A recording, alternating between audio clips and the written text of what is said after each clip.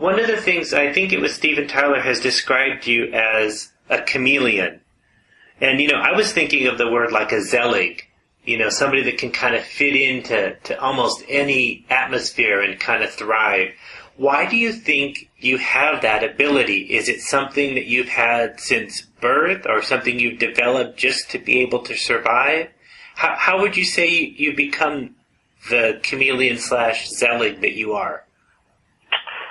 Well, that's, it's a combination of my parents were both, charming people. Mm-hmm. And so, that was already in my DNA. Okay. Not to call myself so charming because I'm actually kind of, more of a kind of cantankerous sourpuss these days. Oh. But,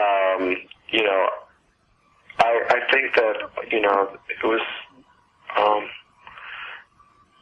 having grown up so poor, it's like, beggars can't be so choosy. Mm-hmm. You have to just, get in there and get people to like you. Right. So they'll put a little more in your bowl. Right. And, that was an element. But also, I had a stepfather who was, a drinker, and I never quite knew what mood he was going to be in.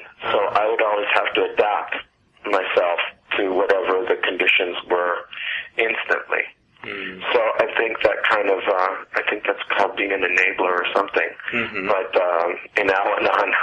But, you adjust yourself, sometimes when you don't know what your parent is going to, be, throwing at you. Mm. So I think that might have been an element too. So, and the fact is that, and it took me, I think maybe I realized this after, doing Bat Out of Hell 3 that, I was some kind of, an enabler in that, and that somehow that element was the reason why I could put up with a lot of difficult people and a lot of abuse, and a lot of the people that I worked with were, even if they were dry, they were alcoholics and drug addicts. Sure. At one point. Right. With, of course, the exception of, somebody like Cher or Bon Jovi, John Bon Jovi. Yeah.